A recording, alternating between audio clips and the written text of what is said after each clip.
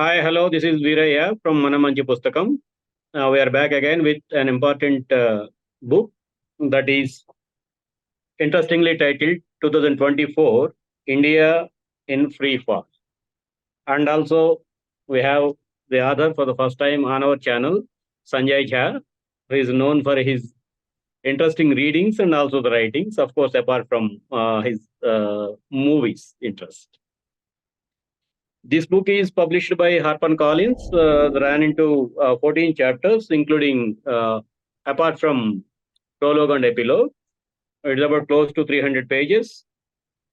To say in a single sentence, it is a commentary on contemporary India, more particularly a commentary on India of the last decade. Not LOST last, it is last decade.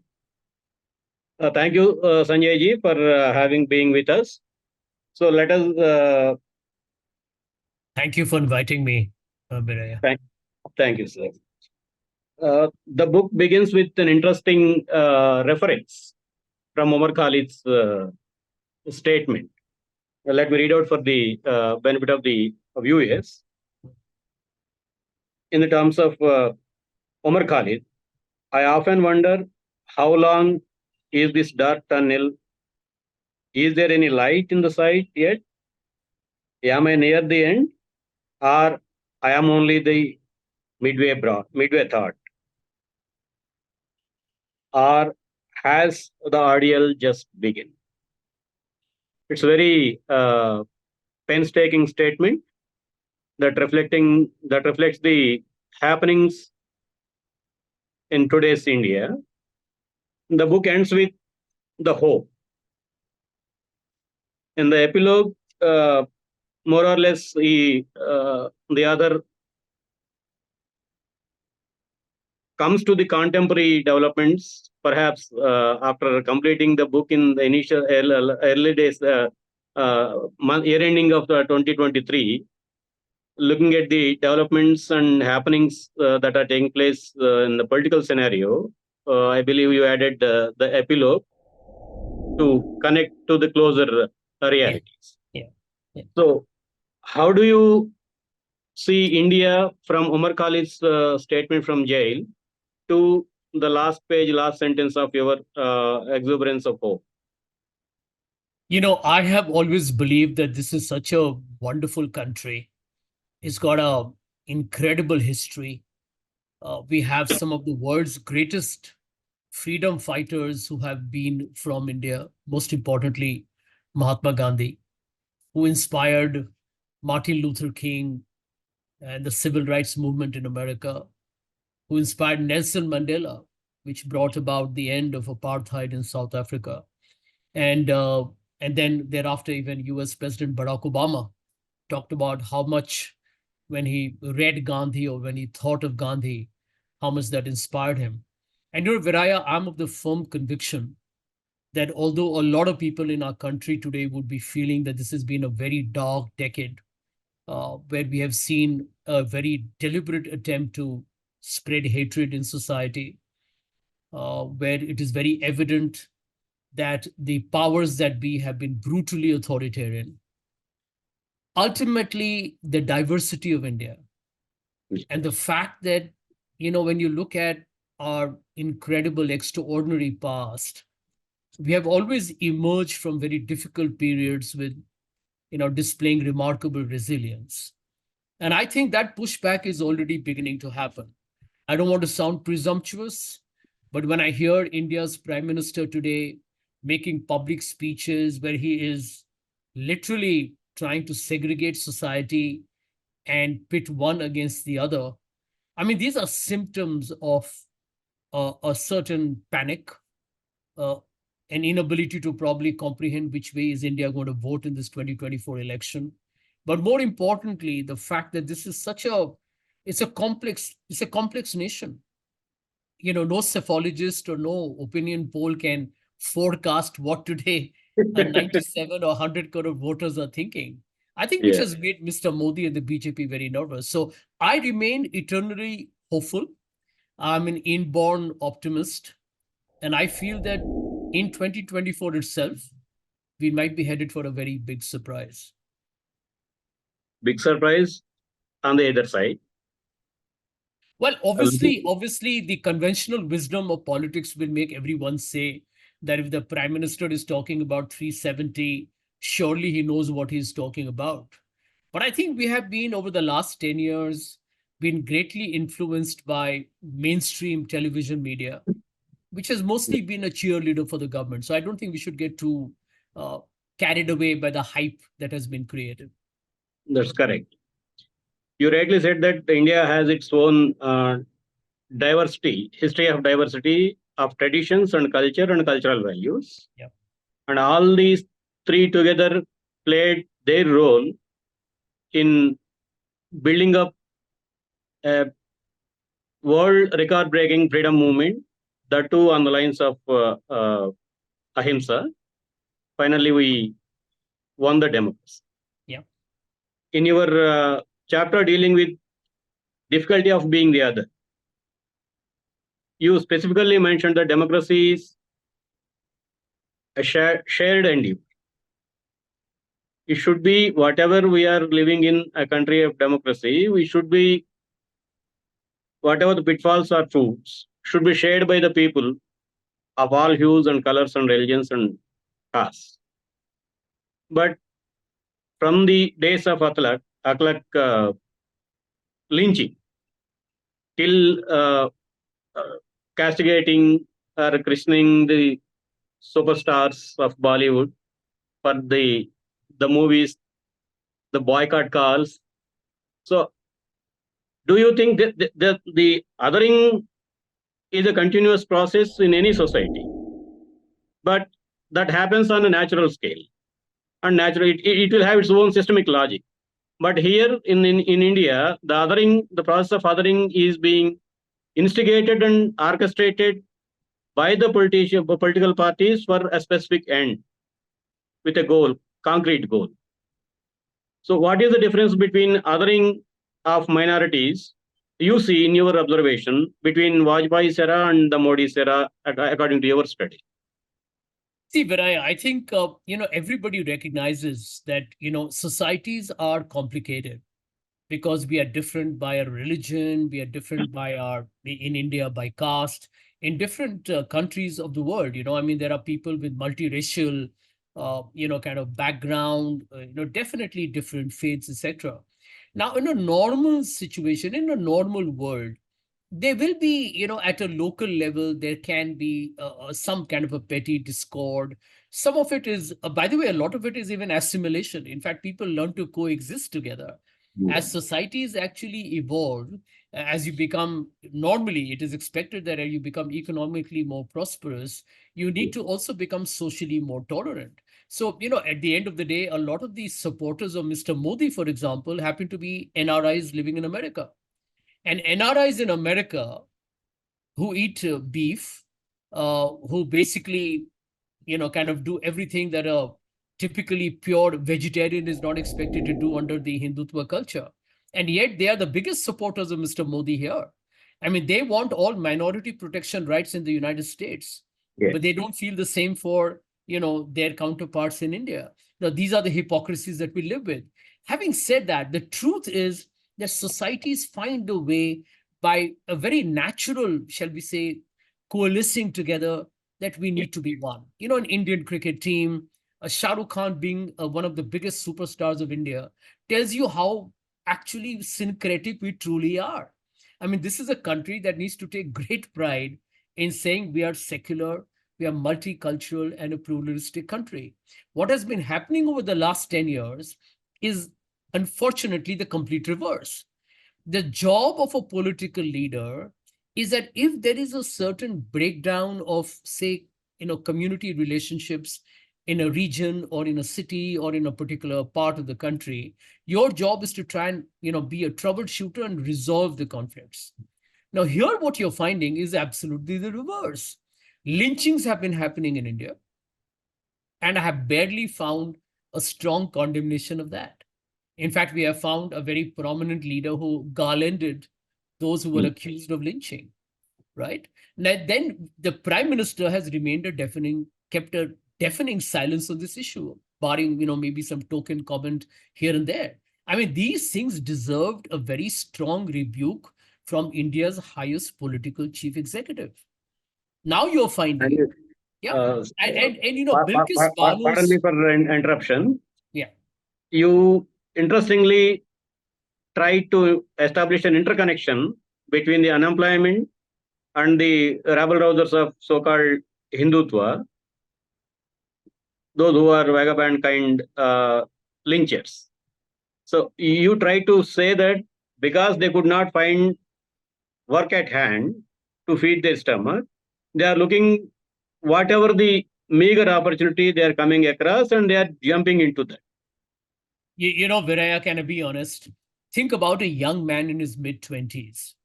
You look at the ILO data today, says out of the total unemployed workforce, 83% are the young of India. I mean, the educated Indians are 65% of India's unemployment mass. What does a young man in his 20s do? How much can he watch and WhatsApp University Forward?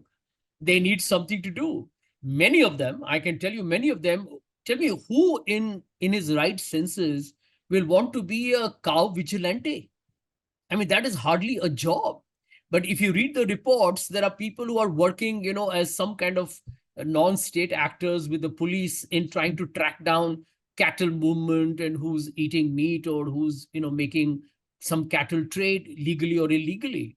I mean, it is Informal intelligence. extremely, yeah. So I'm just going to tell you that Narendra Modi's biggest distinction has been that he has destroyed India's demographic dividend story. But to come back to the question on the othering project, Yes. you have today the call for genocide happening from religious congregations. We heard it in Jantar Mantar, we heard it in Haridwar. Yeah. You have had BJP MPs utter the most foul language around the time that Umar Khalid was arrested for his alleged role in the Delhi riots. You Yes. had prominent BJP MPs talking about Desh ke gaddaron ko, and I don't want to even complete the rest of the By very the time he was the disgusting Minister of line. State, I believe. Yeah. No, By the that's what I'm time he was saying. the Minister of State. Yep, exactly. So you're Yeah. talking about the ultimate double standards in India. And now you have the Prime Minister who has, I think, the audacity to go on an election speech, utter falsehoods like calling the Congress manifesto a Muslim League document. He's calling every page divisive. This is an outright lie. It's a brazen mendacity of the highest order. And then he says that your property will be stolen and given to Muslims. He's using terms in an extremely crude manner. So what is the message here, Vera? It's basically dog whistling, trying to, incite anger, distrust, suspicion of your fellow brothers and sisters. There are 200 million citizens of India. They hold Indian passports. They have Aadhaar cards. And you're making them out to be second-rate citizens of this country. I mean, how tragic is that collapse? Yeah. On multiple occasions, you referred to the moral decadence of the society, Indian society. Is it kind of regarding the lament, your lament, or you are exhorting the people to come out of that moral deterrence? Well, I think, frankly, it's both. I have been so disappointed that, when I read about those lynching stories, where Yeah. let's take a Clark story, I tried to visualize in my mind as to what he must have gone through during that horrendous last few minutes of his life. What did he do wrong? What did he do wrong, right? One of his sons was part of the Indian army. And we are finding here today that the world moved on as if it was just one bad incident. We ignored it. Large part of India and Indian media ignored it. They thought it is just a one-off incident. And then we know how many other such ugly episodes of mass or mob violence happened, and culminating in that horrific gang rape that we saw in Manipur, where Yeah. if you read the Indian Express story, the unfortunate victims had actually got into a police vehicle. Yeah. And then they were abandoned. I mean, that tells you as to the levels to which we have probably morally degenerated in our country. So my book is one that I do hope tells people that, a political leader and a political party will win and lose the elections. Nobody is permanent. There is no permanent winner in politics. There's no permanent loser in politics. The Yes. BJP is today here. The Congress will come in power. The Congress will go. Somebody else will come in power. There'll be a new prime minister. But India is forever. And, we, all of us as citizens of this country, are stakeholders in this country's future. It is not just the prime minister or his cabinet or the opposition or some celebrities who determine where India is going. We determine where India is going, right? So no matter how powerful Mr. Modi may be, he has to go today to the people of India and say, please vote for me. He has to fold his hands and say, please vote for me, right? That's the power of the people. And I think if the people understand their fundamental rights, don't feel scared and intimidated, and speak out their voice, I think India's future, no matter how dark the clouds are, no matter how ominous the threats from the state are, we will not just survive, but we'll prosper. Yeah. See, over last 10 years, we are continuously hearing the one style of narration, maybe because of muzzling the media and of the alternative choices and voices. But the predominant narration is the same and common and mono type of thing. Are we the country of 147 crore is lacking in building up capacity in building up an alternative narration to what is being presented before us now? Do you think so? If you look at it practically, I'll tell you what has happened. Since Mr. Modi's government has done a complete regulatory and media capture, they control the narrative, right? So think about it. They have great influence on the big media. They have tremendous powers to abuse the Enforcement Directorate, Income Tax, and the CBI and the NIA. They control the regular administrative bureaucracy. You can look at the state of the Election Commission. Nobody talks about CAG reports today. The police has become an instrument of political vendetta. And at the lower levels of judiciary, even the Supreme Court is worried about the kind of standards we have. So you're finding today that the pillars of democracy are not just floundering, they may have collapsed. Now, in this environment, whatever Mr. Modi says becomes a headline. So Mr. Modi is a muscular nationalist, and everybody else is an anti-national. I mean, I have never heard a more ridiculous, a more farcical debate in India. I mean, Viraya, if you think about it, to call the Congress party an anti-national has to be a joke, not a topic of a political debate, right? This is the party that fought for India's freedom struggle. And I think no political party in India is anti-national at all. So here is my point that, this whole image of Narendra Modi being the big, hyper nationalist, Narendra Modi being the Vishwa Guru, we all know that, he's far from that. In fact, the rest of the world is worried about where India is headed. And the way he has positioned himself as if he's the big custodian of the great religion of Hinduism, these are all manufactured images. These are nothing but, what they call as, the job of salesman, right? To create a hype, to basically kind of brainwash people into believing that whatever you get, this is the best you're going to have. See, if I'm doing 2 on 10, I'm still the best. If I'm actually not keeping my promises, I'm still doing better than the other guy, because the other guy will probably not keep any promise at all. So I think we are all victims of what we call as nothing but post-truth, fake news, and alternative facts. But I think India is now moving beyond the WhatsApp university forwards. And I think the YouTubers and people like yourself and many other people, who are using social media and, other informal ways of meeting people, I think that is making a lot of people realize today that what they hear is not the truth. Coming to the handling of corona situation, there is a lot of detail in your chapter and third chapter. Yeah. Could you see that government has set up a narrative that we won over the corona?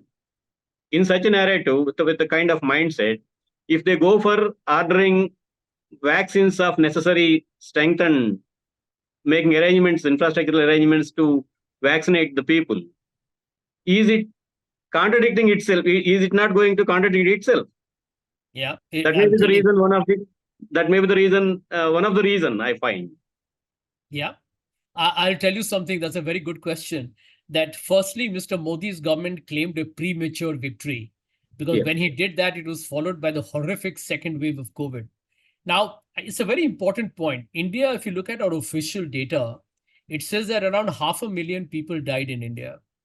But if you look at the WHO estimates, that talks about nearly 4 million, 8 times more or 9 times more.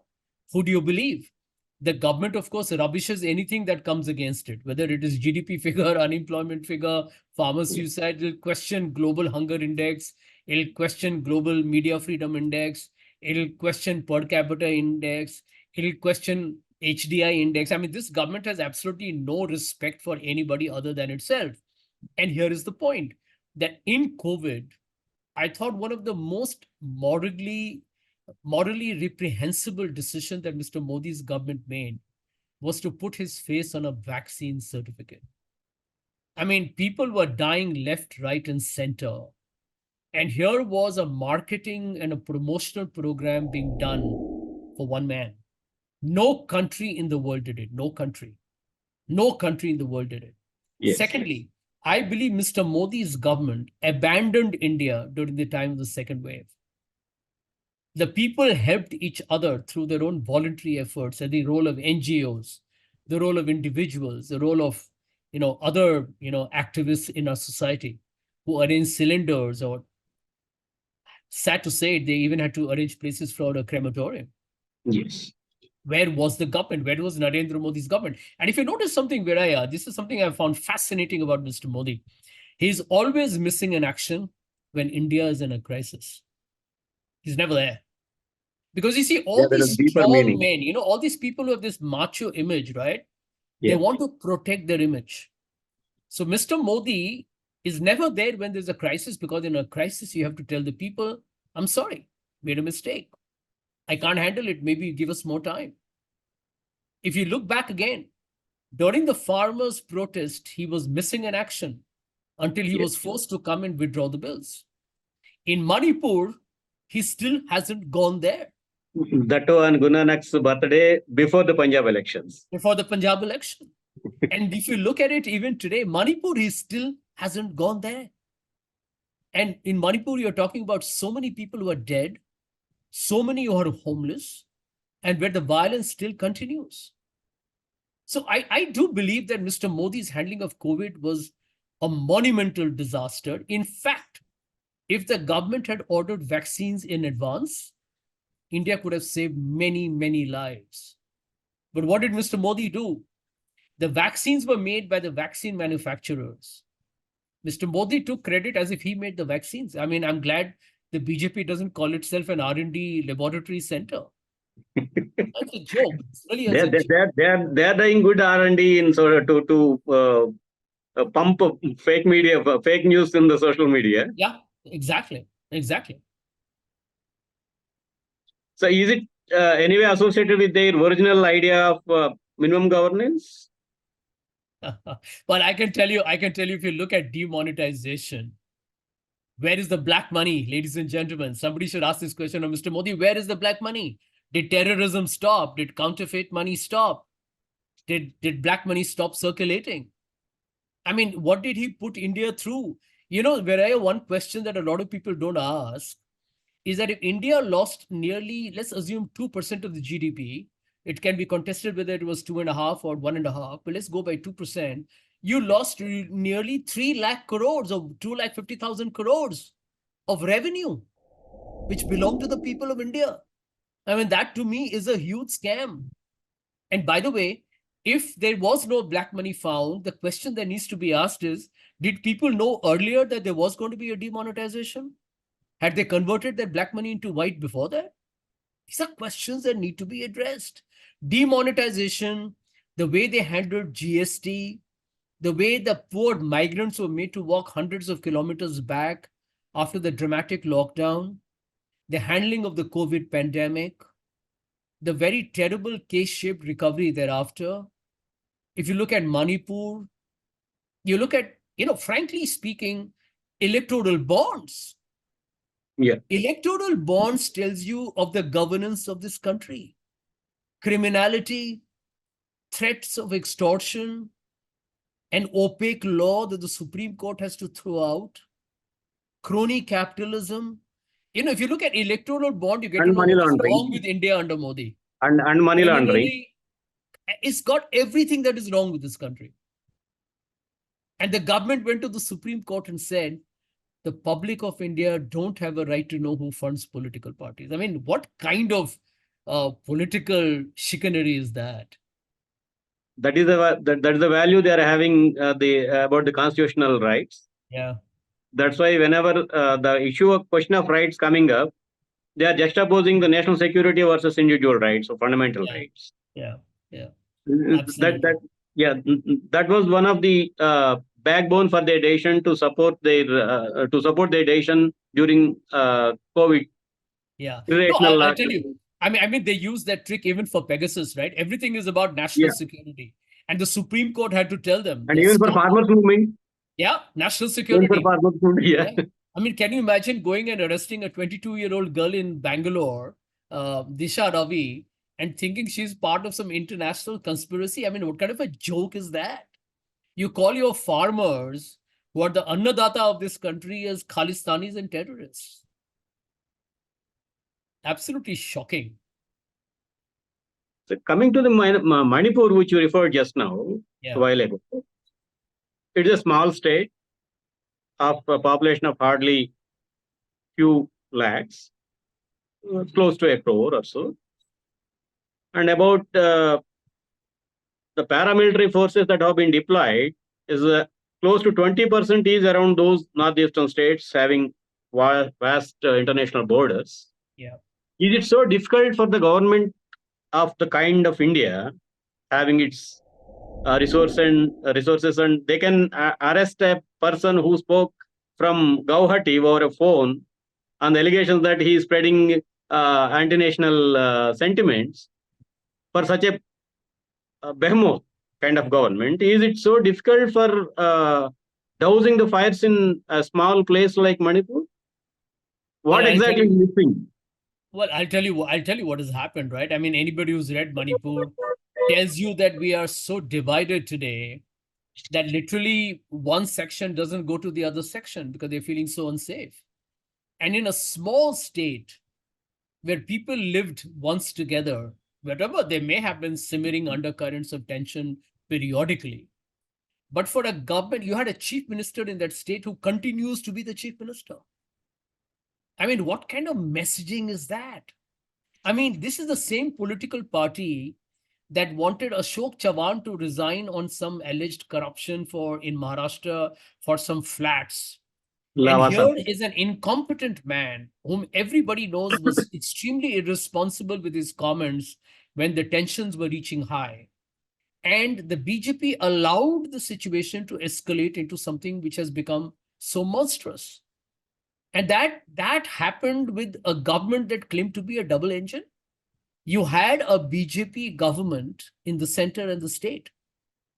You had full recourse to using not just tools of ensuring that the conflict ended or the violence ended, but you had to start immediately a process of reconciliation.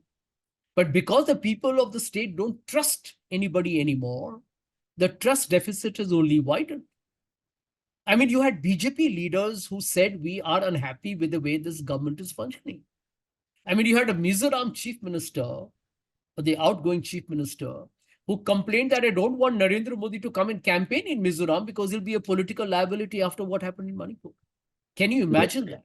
Can you imagine the state of affairs? So I just believe that this Mr. Modi's government has, for those who are discerning, they know this government has zero credibility. In its lust for power, it will make all kinds of compromises, even in foreign policy.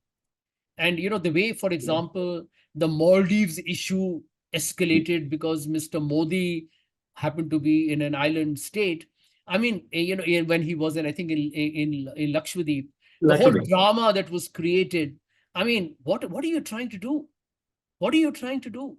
I mean, we have created a situation today where even when he went to Tamil Nadu right now and he was campaigning, he brought up issues from the past that could, endanger your relationship with Sri Lanka, giving the Chinese a free entry. I mean, I just can't believe Mr. Modi's government. I think it's, when Dr. Manmohan Singh said many years ago in a press conference when he was asked, what kind of a prime minister will Narendra Modi make if he's elected as one? And Dr. Singh said he will be a disaster. I think Dr. Singh is the modern day Nostradamus. It's a good reminder to the voters of the next phases. See, there is second part of the BJP slogan: minimum governance and maximum government and maximum government and minimum government. Some kind. See, coming to the crony phase of crony capitalism chapter, you to some extent gave a good detail. So my question is, there is a competition commission in the country that is working. That was earlier, it was MRTP Act, commission appointed under the consequence of the MRTP Act. Now, the Adani gets whatever he wants in the country, and everything goes to scuttling the competition that was once upon a time promoted as a healthy competition for the development. And the instances, there are so many individual stories of takeover or hostile takeover are yet to come to the limelight. Yes. So what is happening to the what we say entrepreneurial class in the country? How they are looking at all these developments, that is the hostile takeovers by Adani and his affiliated companies into various sectors. Now he became, I think, a world single biggest producer of cement. Yeah. By acquiring, by taking over all the manufacturing facilities of cement factories. So, what is the perception of the industrial class?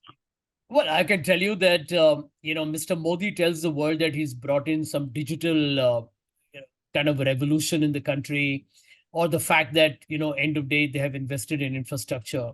But my answer to that, Vidaya, is that any country, the government has a certain taxable income as a revenue. The budget, the GDP of India is nearly 300 lakh crores. The government expenditure in a budget is around 50 lakh crores. Any government would spend money on infrastructure, on digital investments, etc. So I really don't think it's a big deal at all. Where Mr. Modi's government has really been extremely flagrant is in giving what I call as public assets to its favored blue-eyed boys. So a few see, he's following the model of creating national champions, the South Korean model, where he is believing that India's entire growth will be controlled by 7 or 8 powerful businessmen.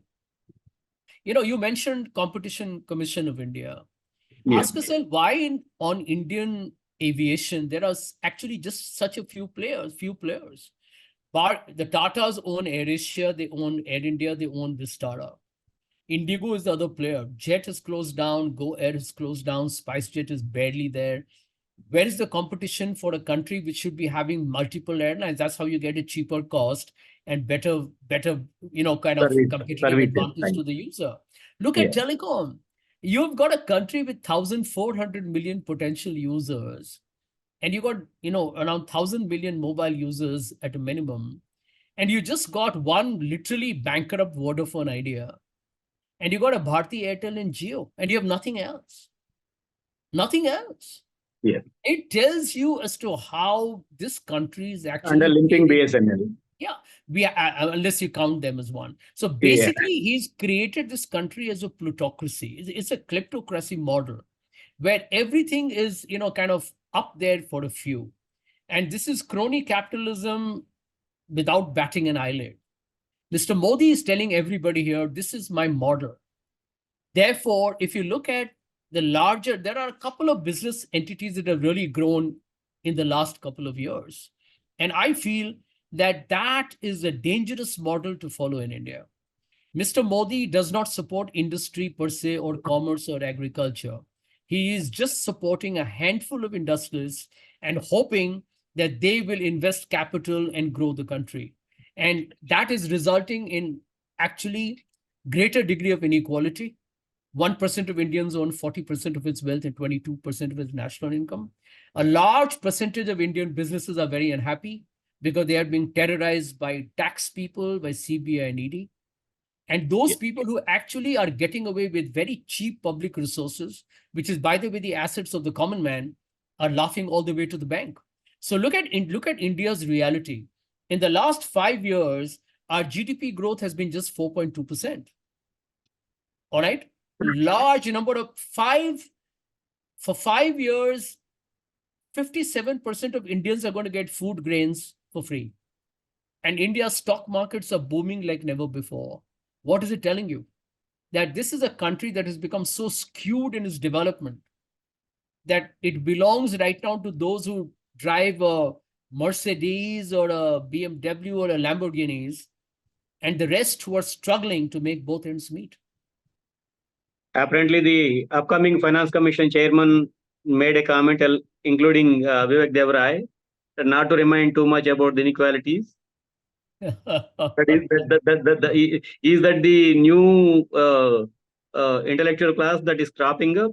Well, let me tell you, I keep saying that, recently a very popular columnist, Tavleen Singh, wrote an article in the Indian Express where she said, Mr. Modi's biggest failure has been that he hasn't finished socialism. And I couldn't but laugh, So there is this whole class of people in India, who sit in, fancy restaurants and order an avocado on toast and some fancy champagne, who have no idea what this country's issues are, including maybe in their own homes. How much do they pay their own house help or their own chauffeurs? There is exploitation happening across the board in this country. And I can tell you that India's problem is that while its poverty levels are still there, our inequality has begun to get from bad to worse. If your per capita income is just $2,400, and the UK's per capita income is $46,000.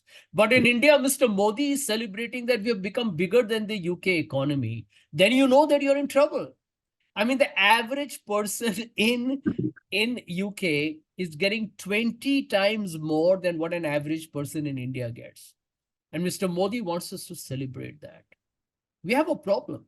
And I think the reason why we have the problem is because Mr. Modi has created such a fear in this country that nobody is willing to even criticize him when he's made horrendous mistakes like COVID, like demonetization, like the handling of the migrants, the corruption in our country, the abuse of ED and CBI. So Mr. Modi says what he likes, and he literally gets a carte blanche from the media. That, I think, is the one day when people write about this, and I'm glad I already have, including a chapter on the media, I think a lot of people in the Indian media will have a lot to explain for. Coming back to this Adani's mega rise from $10 billion to $120 billion in a single year. This raises eyebrows of the best capitalist, the intellectuals of the capitalistic instincts. Yeah, absolutely. Can I tell you? What is at play? What is at play? That is the question. Well, let me tell you that America produces the maximum, brilliant new startups, right? Even a Jeff Bezos or a Elon Musk or, Mark Zuckerberg, nobody saw their fortunes skyrocketing like this. I mean, clearly, Mr. Adani is a big beneficiary of government charity. Absolutely no regulation which asked him any questions as to how were his stock prices moving up the way they were. SEBI is now, when the elections are almost over, talking about there being violations. Nobody took the real hard call when the Hindenburg report came out. The markets, though, made a comment, but then the markets also realized that Narendra Modi was politically very powerful. And because Adani's business is grown on commodities, on government assets, and a lot of it is energy and coal, etc., etc., but the government plays a big role in allocations and in policy. People And said, also on well, hostile Adani is going to takeover. bounce back. Yeah, they said, don't sell Adani, his stocks will bounce back, which is exactly what has happened. But I believe the Adani case is a classic case study of how a developing country that should encourage entrepreneurship, encourage small businesses, encourage honest businesses, encourage what I call is startups, unicorns, and actually, create a culture of corporate governance, allowed the rise of a couple of people who basically violated all norms of due diligence, corporate governance, and company law. And I have a feeling that the damage that has been done to many businesses as a result of this is that they will lose faith in the capacity of the political system to deliver fairly. Imagine the number of people in India, the majority are honest business people. And they will think that in India, the only way you become a big boy of business is if you're quoting politicians. And that, I think, is deeply unfortunate. Here is a connecting question. Is that maybe the reason for a good number of people who has talent and dare to dream are moving out of the country? As you mentioned, Absolutely. I have mentioned that. yeah, yeah, Absolutely.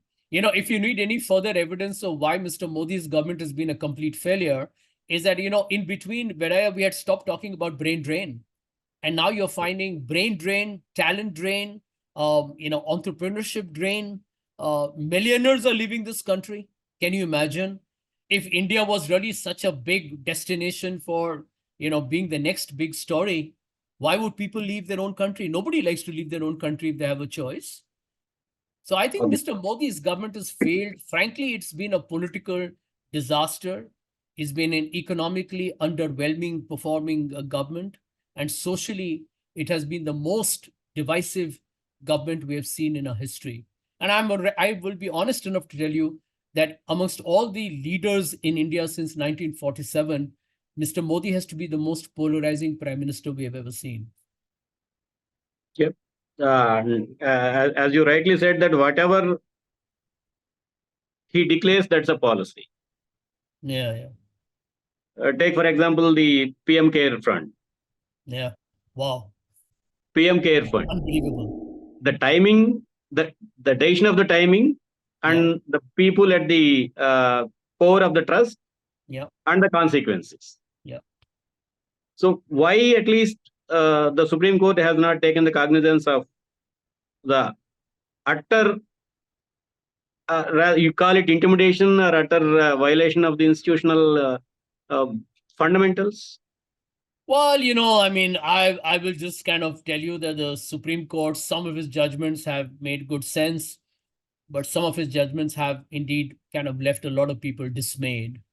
One of them being even in the EVM and VVPAT. But I need to make this point that PM Cares, can you imagine? It's called PM Cares. The name of the PM is being used. We all know how monies were mobilized from public sector organizations, from private sector organizations. And here is a body that says that I am not going to allow myself to be audited, and we don't need to come under the RTI Act. And now that the COVID is over, where is the money going? It is more or less close to what the Attorney General says. The people doesn't have a right to know.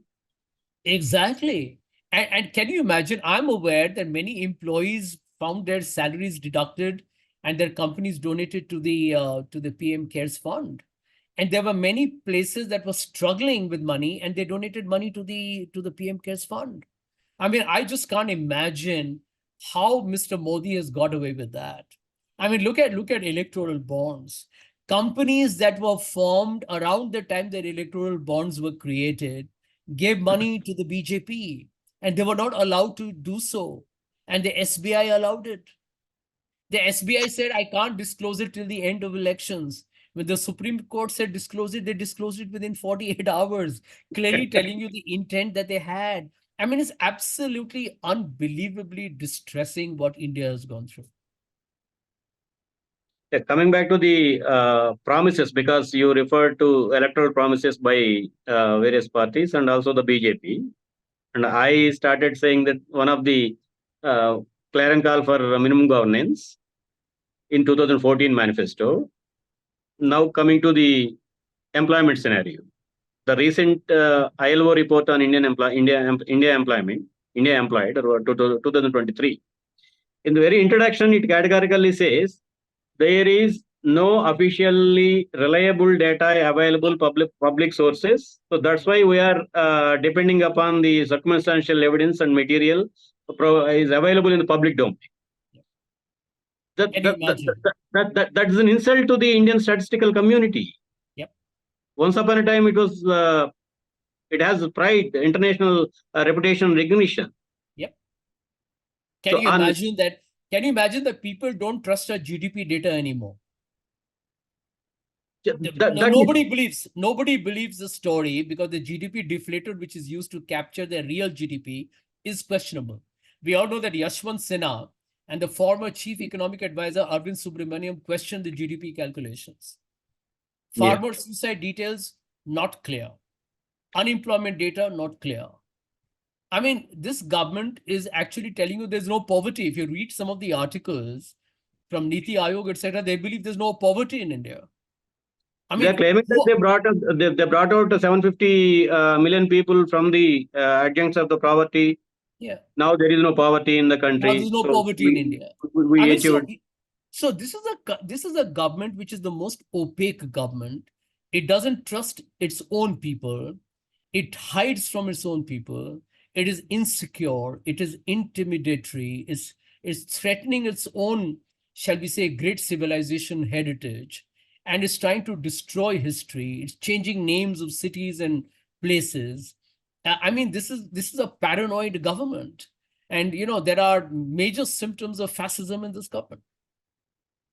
Yeah, there's a popular South Indian movie, as you are a good fan of movies. Okay. Aparichit is unknown man. The unknown man, okay. When looking at the things on the ground and reading through your pages and the statements from the high pedestals like Amit Shah and Modi or Nadda, whoever, I can't recollect the, serious to say, I can't recollect the names of the other cabinet members. Absolutely. That was how they are active. Correct. They don't have any role in the public policy making, at least with regard to their ministerial departments. Yeah. So then how can people come to know their name, remember their names? Yeah. So in that movie, there are a dual personality. There is a dual personality. So Modi in the public platform, speaking for optics, is different for Modi. When he is traveling with foreign tours, having a chair to Ambani next to him, is a different Modi. And when he comes to the parliament, he is a different Modi. So this kind of multiple personality, do you see any split personality complex maybe? Yeah, but there are two things where Mr. Modi is very consistent. He's extremely autocratic, and at core, he remains the old RSS pracharak that he was.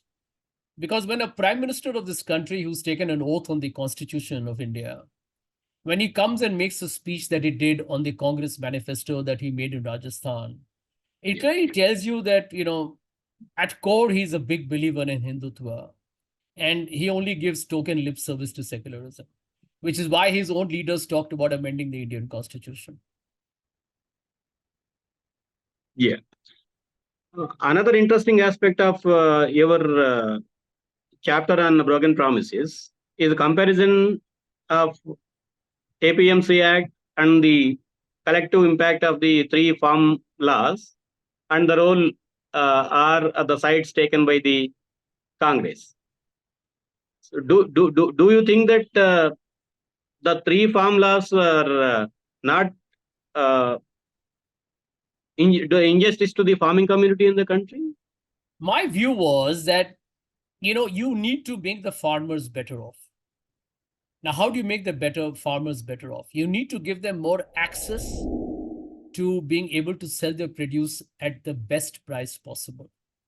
And I'm of the view that, the government had to give the farmers the comfort that whatever you produce, the government's job is to give you water for irrigation, is to provide you seeds and fertilizers, is to make you very remunerative. And one way to do And that was, one interruption.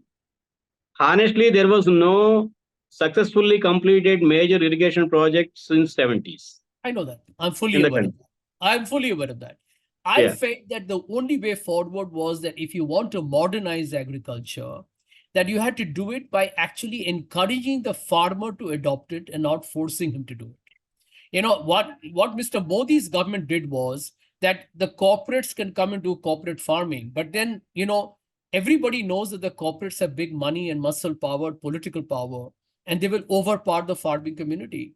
The idea was better, I think, created by the Congress when they said that we will encourage the farmers to get cold storage, warehousing, better seeds and fertilizers, more trained, kind of people, ensure that at the rural level, there will be a greater degree of, shall we say, linkages to the final destination where their products will be sold, whether there are food grains, fruits, or vegetables, or flowers, or whatever it may be.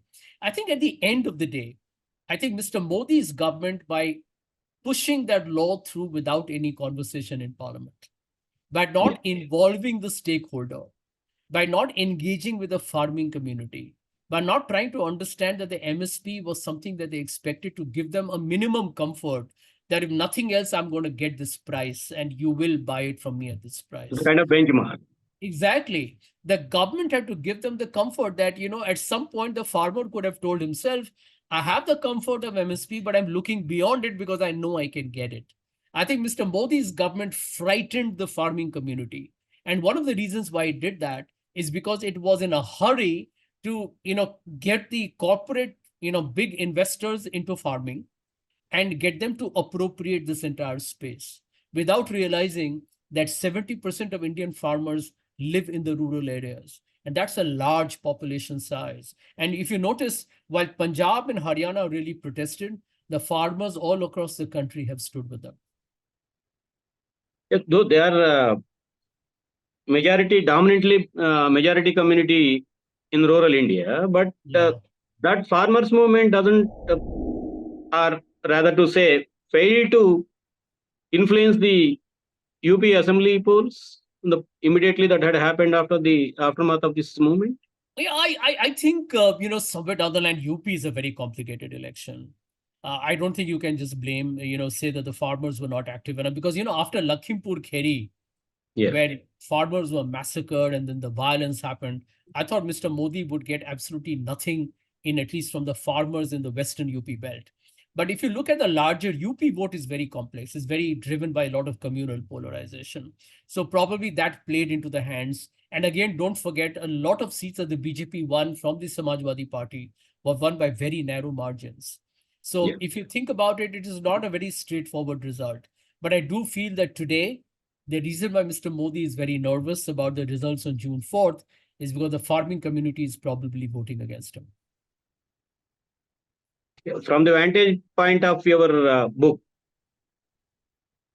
after completion of the two phases and proceeding to India is proceeding towards casting its vote in third phase. How do you look at the prospects of BJP and also the India, and more particularly because the second phase, the news is very revelation for me and the people like you and me. The youth, 10 lakhs of youth have not turned up to cast their vote in Rajasthan. Yeah. Yeah. Most of them are preparing. Earlier, they used to be preparing for military recruitment.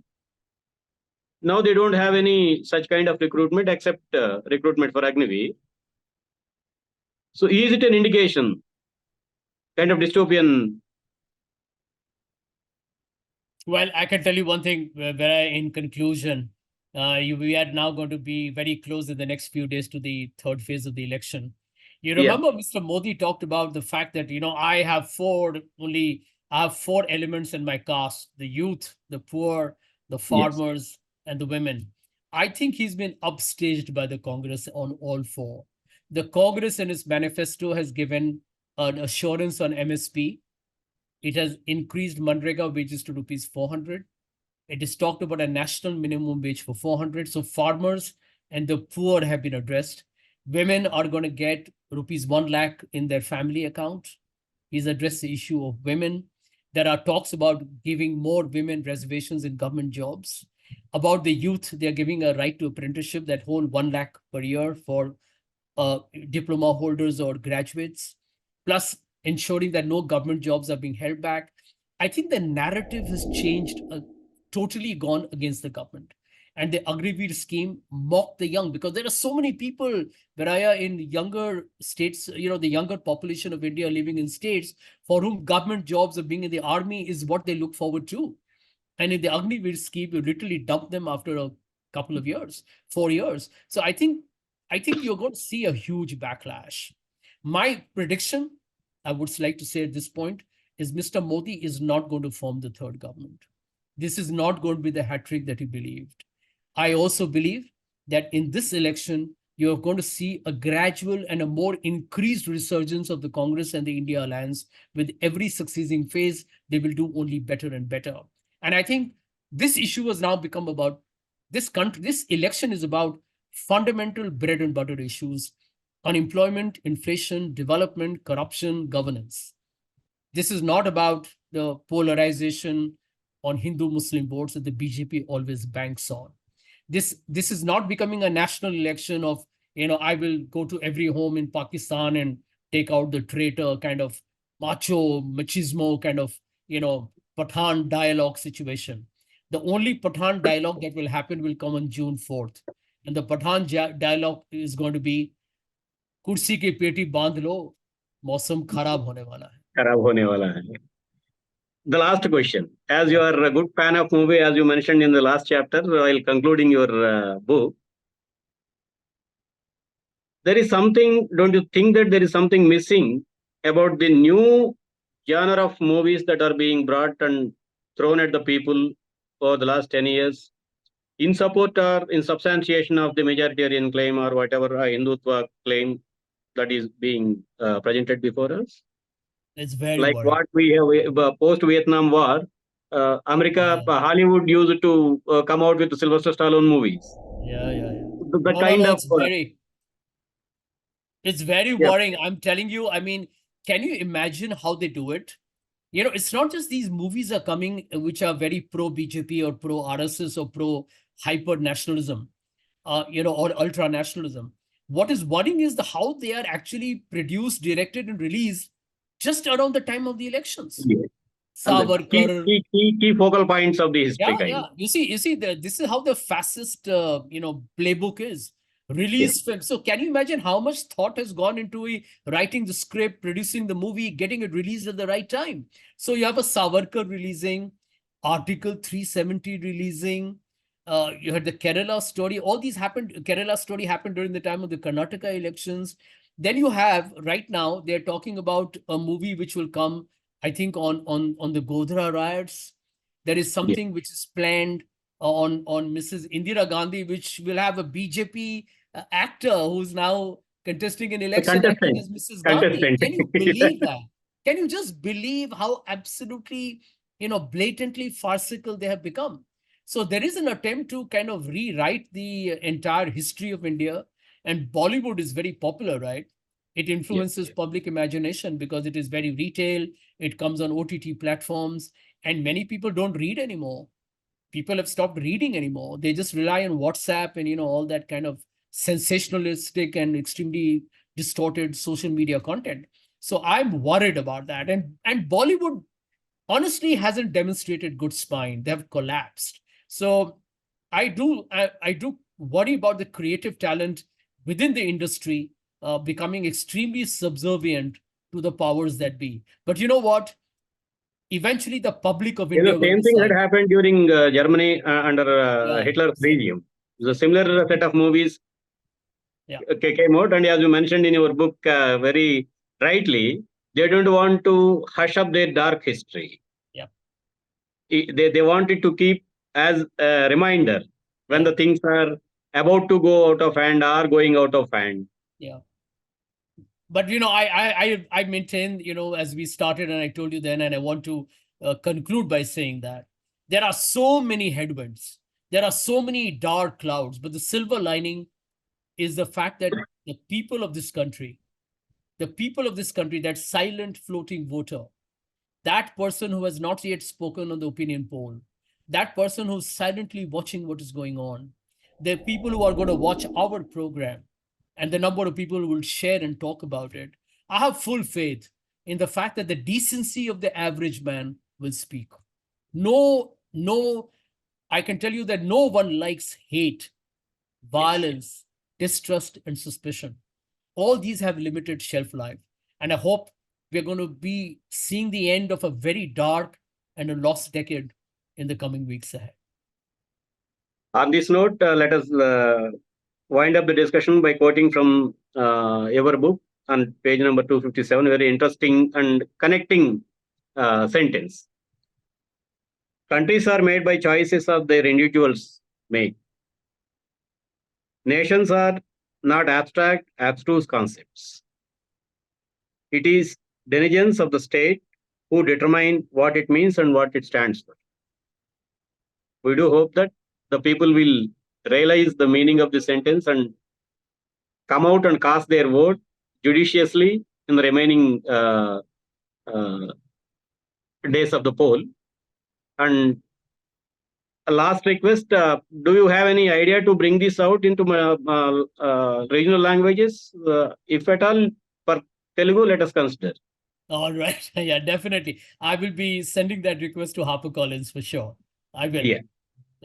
Thank you, Mr. Sanjay. It's a pleasure to talking to you. Thank you. Thank you so much. Thank you so much, Viraji. Thank you.